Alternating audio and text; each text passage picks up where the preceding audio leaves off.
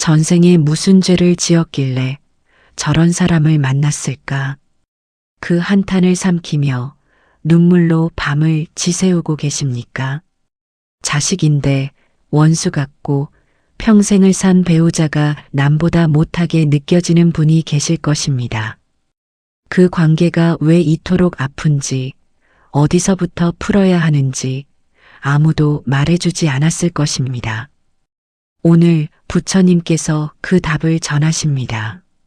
12연기를 알면 원수 같던 그 사람이 공부로 보이기 시작합니다. 지옥 같던 집안이 다른 눈으로 보이기 시작합니다. 오늘 이 법문을 끝까지 들으신다면 여러분의 괴로움이 어디서 왔는지, 그리고 어디로 흘러가야 하는지 그 길이 보이실 것입니다. 부처님께서는 깨달음을 이루시던 그 새벽 한 가지 진리를 꿰뚫어 보셨습니다. 그것이 바로 연기법입니다. 이것이 있기에 저것이 있다. 이것이 사라지면 저것도 사라진다. 이 단순한 한마디 안에 우리가 평생 풀지 못했던 괴로움의 뿌리가 담겨 있었습니다. 우리는 흔히 나를 힘들게 하는 저 사람이 문제라고 생각합니다. 그 사람만 없으면 내 삶이 나아질 것이라고 느끼셨을 것입니다. 그러나 부처님께서는 다르게 설하십니다. 그 관계는 우연히 맺어진 것이 아니며 그 고통에는 반드시 조건이 있다고 하십니다. 그 조건의 지도를 12단계로 펼쳐 보인 것이 바로 12연기입니다. 무명에서 시작하여 행, 식, 명색, 유깁, 촉, 수회, 취, 유, 생, 그리고 노사에 이르는 12고리. 이 흐름을 따라가다 보면 내가 왜 이 사람을 만났는지, 왜 이 감정이 이토록 깊은지 그 이유가 하나씩 드러나기 시작합니다. 이것은 운명론이 아닙니다.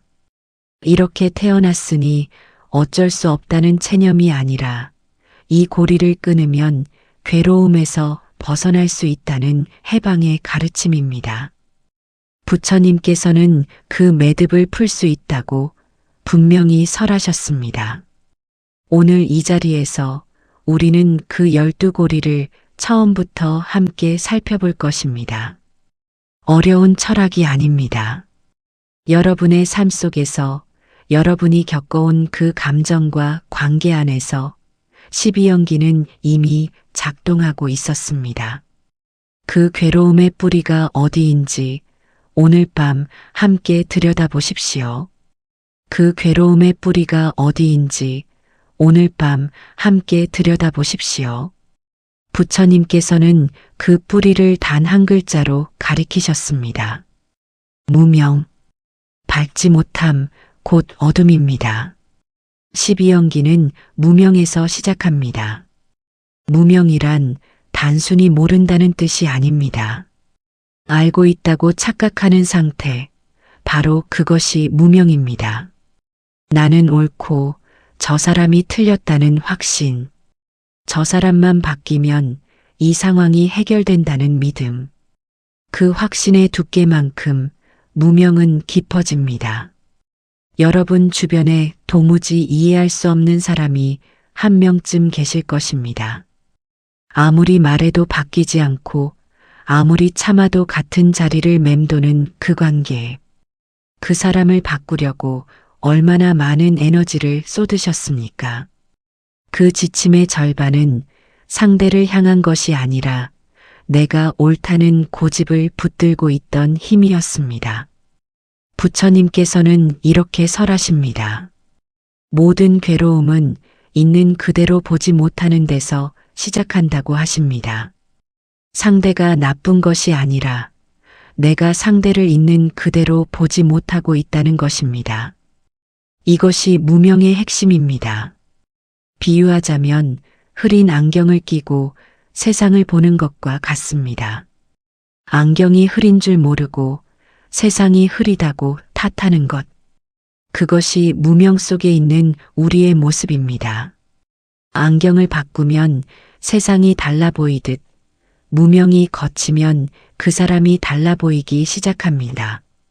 무명은 어디서 오는 것입니까? 부처님께서는 자아에 대한 집착에서 온다고 설하십니다. 나라는 고정된 실체가 있다는 믿음, 그 믿음이 무명의 뿌리입니다. 내 방식이 옳고 내 기준이 기준이어야 한다는 고집, 그 고집은 상대를 있는 그대로 두지 못하게 만듭니다. 평생을 함께 산 배우자가 내 말을 듣지 않을 때 우리는 화가 납니다. 자식이 내 뜻대로 살지 않을 때 우리는 가슴이 찢어집니다. 그러나 그 화의 뒤편에는 내가 바라는 모습이 되어야 한다는 집착이 있습니다. 그 집착의 이름이 무명입니다. 부처님께서는 단 한 번도 상대를 내 뜻대로 바꾸라고 설하신 적이 없습니다. 오히려 이렇게 가리키십니다. 나 자신의 무명을 먼저 보라고 하십니다. 상대를 바꾸는 것이 아니라 내가 상대를 바라보는 눈을 바꾸는 것, 그것이 수행의 시작이라고 전하십니다. 경전에 없는 말을 지어내는 것이 아닙니다. 부처님께서 보리수 아래에서 깨달으신 그 새벽 가장 먼저 꿰뚫어 보신 것이 바로 이것이었습니다. 무명이 행을 일으키고 행이 식을 만들고 그 긴 사슬의 끝에서 우리는 늙고 병들고 죽는 괴로움에 닿는다고 하셨습니다.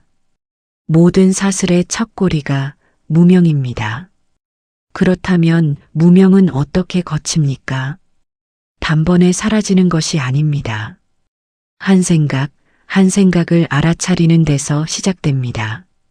아, 내가 지금 내 방식을 강요하고 있구나. 아, 내가 지금 상대를 있는 그대로 보지 못하고 있구나. 그 알아차림 하나가 무명의 두께를 조금씩 얇게 만듭니다. 오래 수행하셨어도 같은 사람 앞에서 같은 화가 올라오는 날이 있으셨을 것입니다. 그것은 수행이 부족한 것이 아닙니다. 그 화가 올라올 때 그것을 알아차리는 것 자체가 이미 수행입니다. 무명이 완전히 사라진 상태가 깨달음이라면 그 방향으로 한 걸음씩 걷는 것이 우리의 수행입니다. 부처님께서는 무명을 어둠에 비유하셨습니다. 어둠은 어둠과 싸워서 사라지지 않습니다. 빛 하나가 들어오면 어둠은 저절로 물러납니다. 그 빛이 바로 알아차림이며 지혜입니다. 상대를 바꾸려는 힘을 나를 보는 눈으로 돌려보십시오. 저 사람이 왜 저럴까가 아니라 내가 지금 어떤 눈으로 저 사람을 보고 있는가.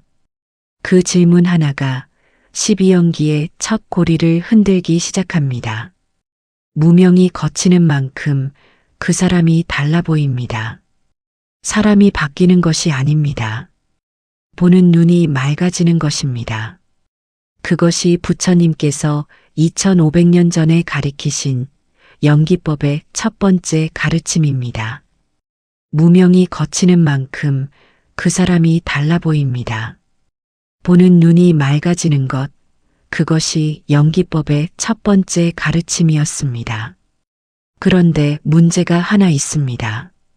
알면서도 바뀌지 않는다는 것입니다. 내가 집착하고 있구나. 내가 무명 속에 있구나. 그렇게 알아차렸는데도 같은 사람 앞에서 같은 화가 다시 올라옵니다. 그 이유를 12연기의 두 번째와 세 번째 고리가 설명합니다. 바로 행과 식입니다. 행이란 무엇입니까? 단순히 행동이 아닙니다. 무명에서 비롯된 의지의 흐름, 곧 마음이 반응하는 방식의 패턴입니다. 우리는 살아오면서 수없이 많은 반응을 반복하였습니다. 누군가가 나를 무시하면 움츠러들고 누군가가 내 뜻을 따르지 않으면 분노가 치밀고 그 반응이 반복되면 하나의 결이 됩니다. 그 결이 굳어진 것이 행입니다. 비유하자면 오래 걸은 길에 생긴 발자국과 같습니다. 처음에는 풀밭이었지만 같은 곳을 수백 번 밟으면 그 자리가 길이 됩니다. 우리의 마음도 마찬가지입니다. 같은 감정을 수없이 반복하면 그 감정이 다시 일어날 때 마음은 이미 그 방향으로 기울어져 있습니다. 그래서 특정 사람 앞에서만 유독 화가 납니다. 모든 사람에게 공평하게 화를 내는 것이 아니라 유독 그 사람, 유독 그 말 한마디, 유독 그 표정. 그것이 내 행위 건드리는 지점이기 때문입니다. 그 지점은 어디서 왔는가?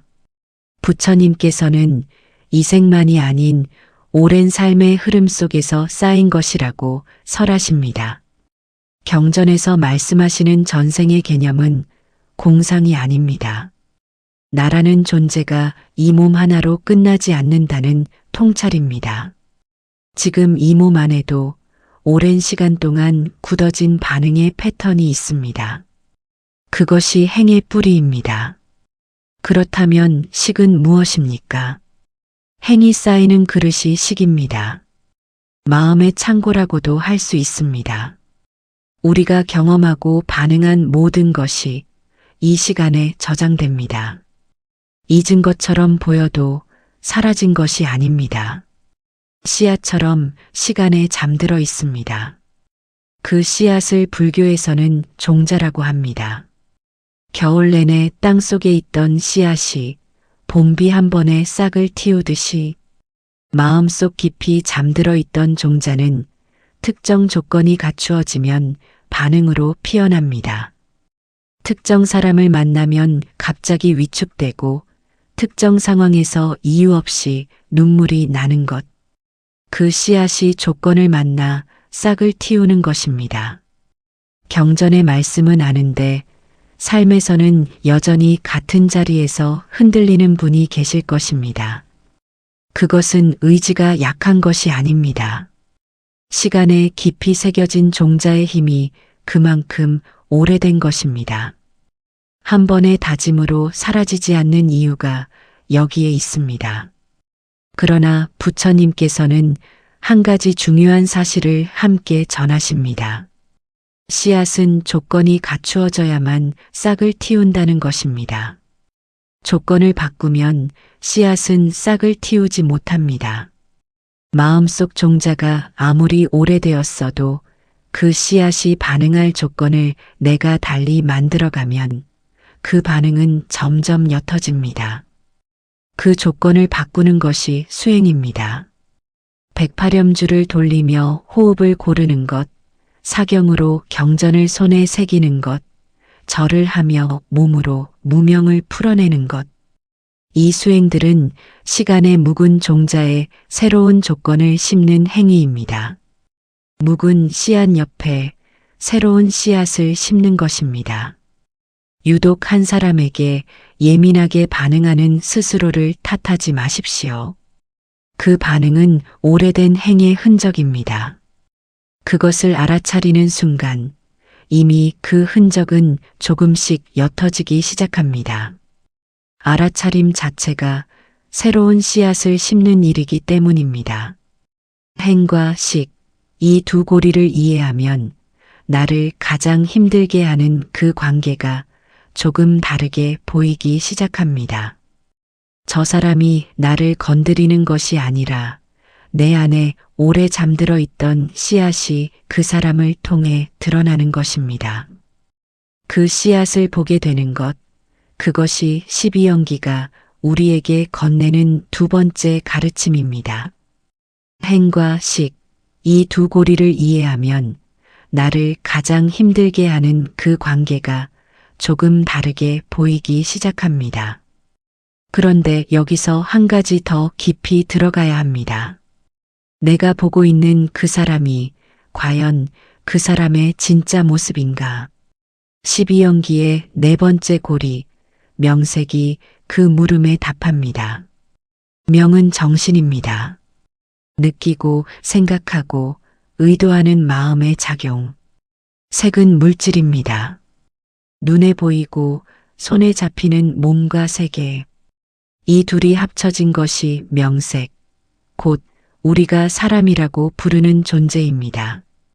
그러나 부처님께서는 이 명색이 고정된 실체가 아니라고 설하십니다. 조건이 만들어낸 일시적인 모임이라고 전하십니다. 다섯 번째 고리가 육입입니다. 눈, 귀, 코, 혀, 몸, 뜻. 이 6가지 감각기관을 말합니다. 우리는 이 6개의 창문을 통해 세상을 봅니다. 그런데 이 창문은 투명하지 않습니다. 시간에 쌓인 오랜 습기엔가 이 창문에 색을 입혀두었습니다.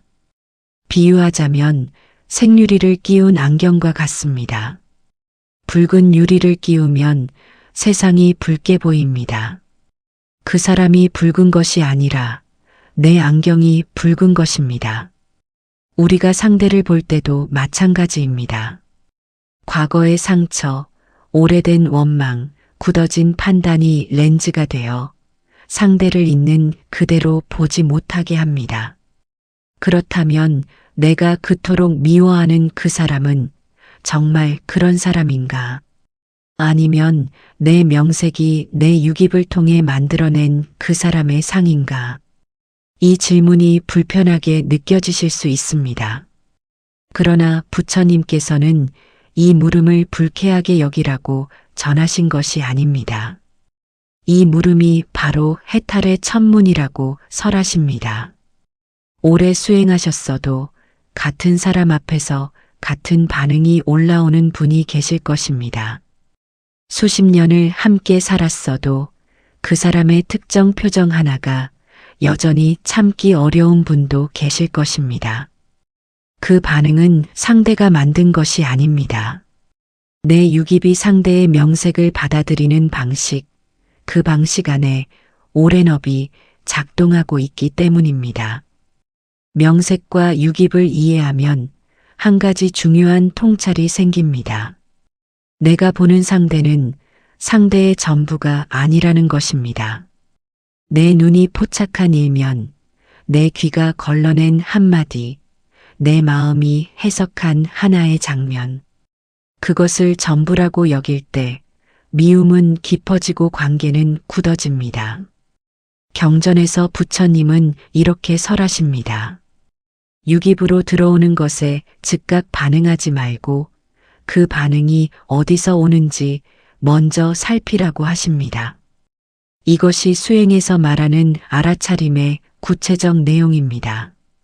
상대의 말이 귀에 들어오는 순간 지금 내 육입이 이것을 어떻게 받아들이고 있는가를 한번 살피는 것. 그 한 번의 멈춤이 오랜 반응의 패턴을 서서히 바꾸기 시작합니다. 사경수행이 이 지점에서 힘을 발휘합니다. 경전을 손으로 천천히 옮겨 쓰는 동안 눈과 손과 마음이 하나의 리듬을 갖게 됩니다. 그 리듬 안에서 평소 빠르게 반응하던 육입이 잠시 고요해집니다. 그 고요함이 쌓이면 일상에서 상대를 바라보는 눈도 조금씩 달라집니다.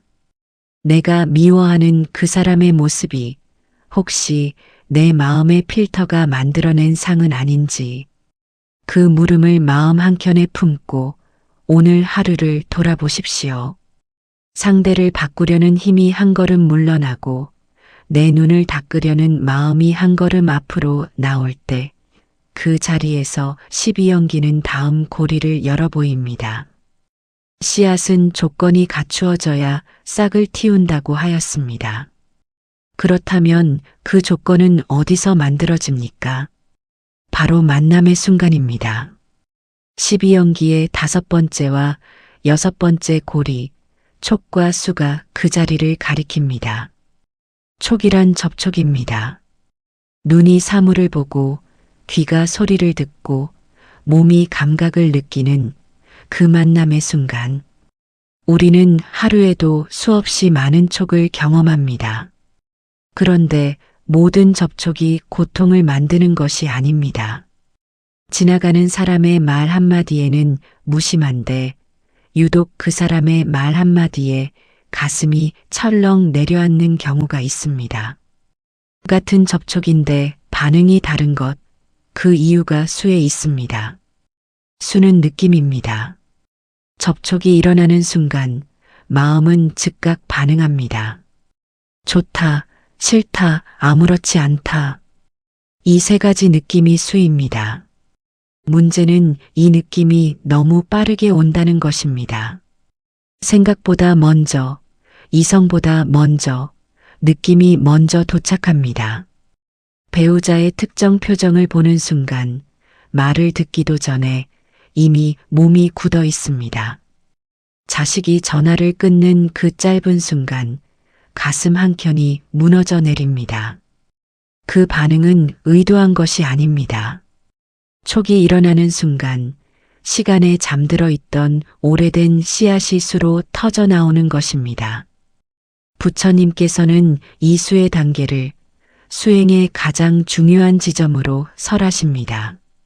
느낌이 일어나는 그 찰나 깨어 있을 수 있다면 사슬의 흐름이 달라질 수 있다고 전하십니다. 느낌을 억누르는 것이 아닙니다. 느낌이 일어났음을 알아차리는 것, 바로 그 한 호흡이 전환점이 됩니다. 비유하자면 강물 위를 떠내려가는 나뭇잎과 같습니다. 나뭇잎은 물살을 거스를 수 없습니다. 그러나 사람은 물속에 발을 딛고 설 수 있습니다. 느낌이라는 물살에 그대로 떠내려가는 것이 무명이고 그 물살을 알아차리며 발을 딛는 것이 수행입니다. 이것은 문자로 읽는 방편이며 그 방편이 가리키는 것은 지금 이 순간 여러분의 마음 안에 있습니다. 경전의 말씀은 아는데 삶에서는 같은 자리에서 무너지는 분이 계실 것입니다. 그것은 의지가 약한 것이 아닙니다. 촉과 수의 속도가 그만큼 빠른 것입니다. 생각이 개입하기 전에 이미 반응이 끝나 있는 것, 그것이 오래된 업의 힘입니다. 그렇다고 손 놓고 있으라는 것이 아닙니다. 부처님께서는 한 가지 수행을 분명히 전하십니다. 느낌이 올라올 때 그 느낌을 이름 붙여보라고 하십니다. 지금 불쾌한 느낌이 있구나. 지금 가슴이 조여드는 느낌이 있구나. 이름을 붙이는 순간 그 느낌과 나 사이에 아주 작은 틈이 생깁니다. 그 틈이 사슬을 끊는 시작입니다. 일상에서 이 수행을 이어가는 방법이 있습니다. 하루 중 화가 치밀거나 가슴이 철렁하는 순간 그 자리에서 3번 천천히 숨을 쉬십시오. 숨을 고르는 동안 지금 이것은 느낌이다라고 조용히 알아차리십시오. 그 세 호흡이 촉에서 수로, 수에서 다음 고리로 자동으로 흘러가는 흐름을 잠시 멈추게 합니다. 평생 같은 사람 앞에서 같은 방식으로 무너지셨던 분들이 이 한 가지 알아차림으로 조금씩 달라지기 시작했다는 것을 부처님의 가르침은 이미 2500년 전에 알고 있었습니다. 경전은 이미 그 답을 품고 있었습니다. 촉이 일어나는 순간, 수가 올라오는 그 찰나, 그 자리가 바로 업보가 작동하는 지점이며 동시에 업보를 바꿀 수 있는 지점이기도 합니다. 고통의 사슬이 조여드는 자리가 그것을 풀 수 있는 자리이기도 한 것입니다. 이것이 12연기가 우리에게 건네는 5번째 가르침입니다. 12연기의 사슬은 여기서 꺾입니다. 무명에서 행이 되고 행이 식을 빚어내고 그 식이 감각과 접촉을 거쳐 마침내 수에 이릅니다. 수란 느낌입니다. 좋고 싫고 덤덤한 그 세 갈래의 느낌. 그 느낌이 조건이 되어 다음 고리가 열립니다. 바로 의 가래입니다. 애는 사랑이 아닙니다. 사랑처럼 보이지만 그 안에 내 뜻대로 되어야 한다는 욕망이 숨어 있습니다. 부처님께서는 이 가래를 세 가지로 설하십니다. 감각적 쾌락을 향한 가래, 존재하고자 하는 가래, 사라지지 않으려는 가래. 우리가 자식에게 느끼는 감정 안에는 이 세 가지가 모두 섞여 있습니다. 자식이 잘 되기를 바라는 마음, 그 자체는 아름다운 것입니다. 그러나 그 바람이 내가 바라는 방식으로 잘 되어야 한다는 고집으로 굳어지는 순간 애는 집착으로 변합니다. 그것이 취입니다. 취는 움켜줌입니다. 손에 쥔 모래를 더 세게 쥘수록 모래는 손가락 사이로 빠져나갑니다. 자식을 내 손 안에 두려 할수록 자식은 멀어집니다. 그 멀어짐이 섭섭하고 그 섭섭함이 원망이 되고 그 원망이 쌓이면 관계가 무너집니다. 법당 앞에서도 고요해지지 않는 마음 때문에 스스로를 탓하셨던 분이 계실 것입니다. 자식을 이만큼 키웠는데 왜 이렇게 서운한지, 배우자에게 이만큼 헌신했는데 왜 이렇게 외로운지, 그 서운함의 뿌리에는 취가 있습니다. 내가 이만큼 했으니 저 사람도 그만큼 돌아와야 한다는 기대, 그 기대가 무너질 때 우리는 상처를 받습니다. 부처님께서는 이렇게 설하십니다. 고통은 밖에서 오는 것이 아니라 기대와 현실 사이의 간극에서 온다고 하십니다. 그 간극을 만드는 것이 바로 취, 집착입니다. 집착은 나쁜 것이 아닙니다. 라고 말씀드리고 싶지만 경전은 조금 다르게 전합니다. 집착은 고통의 직접적 원인이라고 분명히 설하십니다. 그러나 집착을 없애라는 것이 무감각해지라는 뜻이 아닙니다. 상대를 소유물로 보지 말고 인연으로 보라는 것입니다. 인연이라는 말을 다시 살펴보십시오. 인연은 만남의 조건입니다. 그 조건이 갖추어졌기에 지금 이 자리에 함께 있는 것이며 조건이 다하면 멀어지는 것이 자연의 이치입니다. 자식이 독립하는 것, 배우자가 먼저 떠나는 것, 오랜 친구와 멀어지는 것, 그 모든 것이 인연의 조건이 변하는 것입니다. 취는 그 변화를 거부합니다. 이 인연이 영원히 내 뜻대로 이어지기를이라는 고집이 변화하는 인연 앞에서 충돌하며 고통을 만듭니다.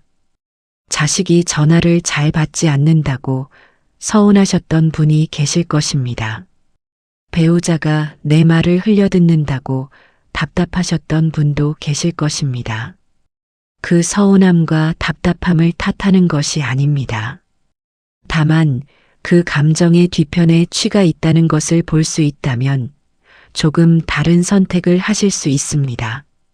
사랑하되 쥐지 않는 것, 걱정하되 끌어당기지 않는 것, 이것이 취를 내려놓는 수행의 방향입니다. 108염주를 돌리실 때 한 알 한 알마다 이렇게 마음을 내어 보십시오. 이 인연이 그 자신의 길을 걷기를, 내가 쥔 손을 조금 풀기를, 그 짧은 마음 하나가 오랜 취의 두께를 얇게 만들기 시작합니다. 가래와 집착, 이 두 고리가 풀릴 때 우리 앞에 사람이 달라 보입니다. 내가 원하는 모습이 아니어도 그 사람 자체로 볼 수 있게 됩니다. 그것이 진정한 자비의 시작이며 12연기가 우리에게 건네는 6번째 가르침입니다. 가래와 집착이 풀리지 않으면 12연기의 사슬은 다음 고리로 이어집니다. 유화생, 이 두 고리입니다. 그리고 이 자리에서 우리는 한 가지 무거운 진실 앞에 서게 됩니다. 유란 존재입니다. 취, 곧 집착이 굳어지면 그 집착의 패턴이 하나의 존재 방식으로 고착됩니다. 어제 싸운 이유로 오늘 또 싸우고 작년에 상처받은 방식으로 올해 또 상처를 받는 것. 그것이 유의 관성입니다. 부처님께서는 이 관성을 업이라고 설하십니다. 업은 단순히 나쁜 행동을 뜻하는 것이 아닙니다. 반복되는 마음의 방향, 굳어진 반응의 패턴, 그것이 업입니다. 아무리 상황이 바뀌어도 유의 관성 안에 있으면 우리는 같은 자리를 맴돕니다. 많은 분들이 이런 경험을 하셨을 것입니다. 이 사람과는 절대 다투지 않겠다고 다짐했는데 어느 순간 똑같은 말을 하고 있습니다. 이번에는 참겠다고 결심했는데 같은 표정을 보는 순간 이미 몸이 굳어 있습니다. 그 반복의 힘이 유입니다. 마음이 만들어낸 관성의 무게는 의지만으로는 쉽게 꺾이지 않습니다. 유가 조건이 되어 다음 고리가 열립니다. 생입니다. 생은 태어남입니다. 그러나 이것은 반드시 다음 생을 의미하는 것만이 아닙니다. 오늘 이 순간에도 유의 관성 안에서 같은 나가 반복적으로 태어나고 있습니다. 어제의 분노가 오늘 다시 살아나고 지난 원망이 새로운 상황 속에서 다시 모습을 드러냅니다. 그것이 매 순간의 생입니다. 경전에서 부처님은 이렇게 전하십니다. 인연법을 모르면 이 반복은 이 생만으로 끝나지 않는다고 설하십니다. 굳어진 업의 방향이 다음 생의 조건을 만들기 때문입니다. 그 사람이 나를 힘들게 하는 것이 아니라 내 업이 그 사람을 조건으로 삼아 다시 고통의 패턴을 만들어내고 있는 것입니다. 이것이 업의 무서움입니다. 그러나 부처님께서는 이 무거운 진실 다음에 반드시 한 가지를 덧붙여 설하십니다. 업은 고정된 것이 아니라고 하십니다. 조건이 달라지면 업의 방향도 달라질 수 있다고 전하십니다. 유의 관성은 강하지만 깨어있는 수행의 힘이 그 관성을 서서히 바꾸어 갑니다. 관성을 끊는 수행은 거창한 것이 아닙니다.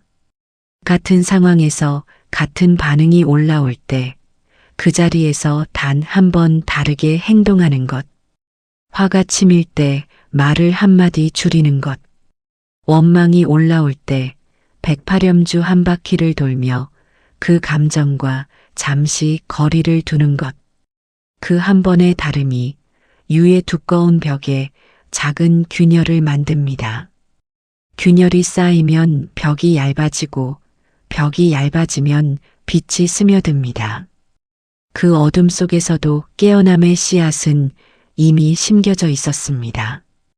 업의 굴레가 두텁다고 느껴지는 그 순간이야말로 수행이 가장 깊이 뿌리내리는 자리입니다. 유와 생의 반복을 알아차리는 것, 그것이 12연기를 공부하는 까닭입니다. 사슬을 보아야 사슬을 풀 수 있습니다. 똑같이 싸우고 똑같이 상처받고 똑같이 후회하는 그 굴레의 이름이 무엇인지 아는 것. 그 알미 변화의 첫걸음이며 부처님께서 이 가르침을 전하신 까닭입니다. 사슬을 보아야 사슬을 풀 수 있다고 하였습니다. 12연기의 마지막 두 고리 노사가 그 끝에 서 있습니다. 그리고 그 끝에는 또 다른 시작이 아니라 비로소 열리는 문이 있습니다. 노사는 늙음과 죽음입니다. 그러나 이것은 단순히 몸이 늙고 목숨이 다하는 것만을 말하지 않습니다. 무명에서 시작된 사슬이 끝까지 굴러온 자리, 그것이 노사입니다. 집착하고 취하고 굳어진 존재 방식으로 태어나고 그 패턴이 닳아 소멸하는 자리. 이 자리에서 부처님은 한 가지 진실을 가리키십니다. 모든 것은 반드시 끝난다는 것입니다. 지금 이 순간 가장 힘들게 하는 그 사람도 언젠가는 이 자리를 떠납니다. 나도 떠나고 그 사람도 떠납니다. 이것은 냉담한 말이 아닙니다. 재행무상 모든 것은 변하고 흘러간다는 진리입니다. 그 진리 앞에서 지금의 미움이 영원할 것이라는 착각이 조금씩 허물어집니다. 밤마다 그 사람 생각에 잠 못 이루셨던 분이 계실 것입니다. 평생 풀리지 않는 원망을 가슴에 안고 지내온 분도 계실 것입니다. 그 감정의 무게는 진짜입니다. 가볍게 여기는 것이 아닙니다. 다만 부처님께서는 그 무게조차 무상하다고 전하십니다. 지금 이토록 단단하게 느껴지는 이 미움도 조건이 달라지면 반드시 변합니다. 그렇다면 어떻게 그 조건을 바꿀 수 있습니까? 부처님께서는 12연기를 거꾸로 관하는 법을 설하셨습니다. 이것을 역관이라 합니다. 노사가 있는 것은 생이 있기 때문이고, 생이 있는 것은 유가 있기 때문이고, 유가 있는 것은 취가 있기 때문이라고 거슬러 올라갑니다. 그 끝에 무명이 있습니다. 무명이 사라지면 행이 사라지고, 행이 사라지면 식이 사라지고, 그 흐름을 따라 노사의 괴로움도 사라진다고 설하십니다. 이것이 멸, 고통의 소멸입니다. 사슬의 첫 고리인 무명을 건드리면 나머지 고리들이 스스로 느슨해집니다. 무명을 건드리는 것이 깨달음이라면 그 방향으로 한 걸음씩 나아가는 것이 우리의 수행입니다. 역관을 일상에서 실천하는 구체적인 방법이 있습니다. 그 사람 때문에 화가 치밀 때 이렇게 되짚어 보십시오. 이 화는 어디서 왔는가? 기대가 무너졌기 때문이다. 그 기대는 어디서 왔는가? 내가 그 사람을 내 방식대로 보았기 때문이다. 그 보는 방식은 어디서 왔는가? 내 안의 오랜 습기에서 왔다. 이렇게 한 고리씩 거슬러 올라가는 것이 역관의 실천입니다. 이 역관을 도와주는 수행이 정근입니다. 부처님의 명호를 조용히 반복하며 그 소리에 마음을 싣는 것. 명호가 들어오는 자리에 습기가 잠시 자리를 비웁니다. 그 비워진 자리에 역관의 지혜가 싹틉니다. 노사는 두려운 것이 아닙니다. 무명으로 쌓아온 것들이 끝내 허물어지는 자리, 그것이 노사입니다. 그 허물어짐이 완전해질 때 더 이상 쌓이지 않는 자리에 이르게 됩니다. 그것이 해탈이며 부처님께서 보리수 아래에서 열어 보이신 그 문입니다. 미운 사람이 있다는 것은 아직 그 사람과의 공부가 끝나지 않았다는 뜻입니다. 그 공부가 끝나는 날, 그 자리에 미움 대신 무엇이 남겠습니까? 부처님께서는 그것을 자비라고 설하십니다. 12연기의 매듭이 하나씩 풀릴 때마다 그 자리에 자비가 조금씩 들어찹니다.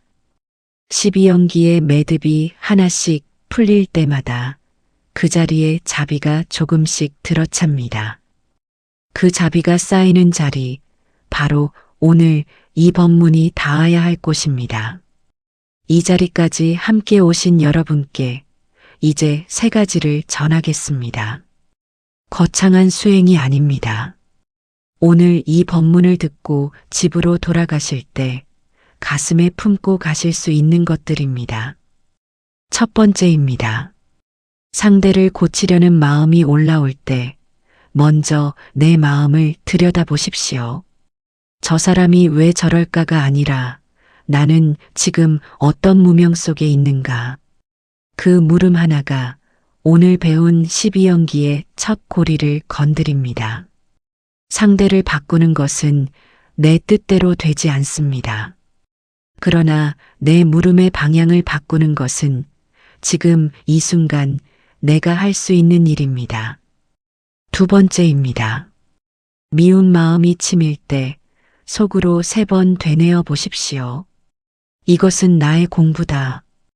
이 한마디가 억지스럽게 느껴지실 수도 있습니다. 그러나 부처님께서는 고통의 한가운데가 바로 수행의 자리라고 설하셨습니다. 그 감정이 올라오는 그 자리가 내 무명을 가장 선명하게 드러내는 자리이기 때문입니다. 이것은 나의 공부다라고 3번 되뇌이는 동안 마음은 잠시 반응해서 물러납니다. 그 물러섬이 역관의 시작입니다. 3번째입니다. 먼저 참회하고 먼저 보시하십시오. 참회는 약한 것이 아닙니다. 내 안의 무명을 인정하는 용기입니다. 절을 3번 올리며 나의 어리석음을 참회합니다라고 마음을 내는 것. 그 마음이 오래된 업의 고리에 새로운 방향을 심습니다. 보시는 취를 내려놓는 가장 직접적인 수행입니다. 작은 것이라도 좋습니다.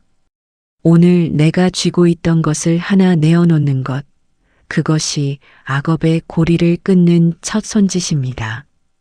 이 법문을 처음 시작할 때 한 가지를 여쭈었습니다. 전생에 무슨 죄를 지었길래 저런 사람을 만났을까? 그 물음으로 오셨던 분들, 이제 조금 다르게 들리실 것입니다. 저런 사람을 만난 것은 우연이 아닙니다. 그러나 그것은 벌이 아닙니다. 부처님께서 마련해 두신 공부의 자리입니다. 그 사람이 나를 힘들게 할수록 내 무명이 더 선명하게 드러나고 내 수행이 더 깊이 뿌리내릴 수 있습니다. 불자님들, 여러분은 이미 부처님의 씨앗을 품고 있습니다. 깨달음의 씨앗, 불성이 여러분 안에 있습니다. 그것이 가려져 있는 것은 무명이라는 두꺼운 층 때문입니다. 그 층이 하나씩 벗겨질 때마다 여러분 안의 빛이 조금씩 드러납니다. 오늘 이 법문을 끝까지 들으신 것도 그 빛을 향한 한 걸음입니다. 이 법문을 들으신 공덕으로 여러분과 여러분 곁의 모든 인연이 무명의 어둠에서 조금씩 벗어나기를 바랍니다. 미운 마음이 공부로 바뀌고 악연이 귀인으로 보이는 날이 오기를 간절히 발언합니다. 이 공덕을 법계 모든 존재에게 두루 회양하옵니다. 오늘 이 법문이 도움이 되셨다면 구독과 좋아요로 함께 해주십시오.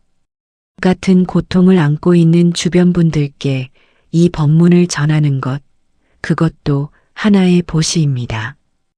다음 법문에서 다시 뵙겠습니다.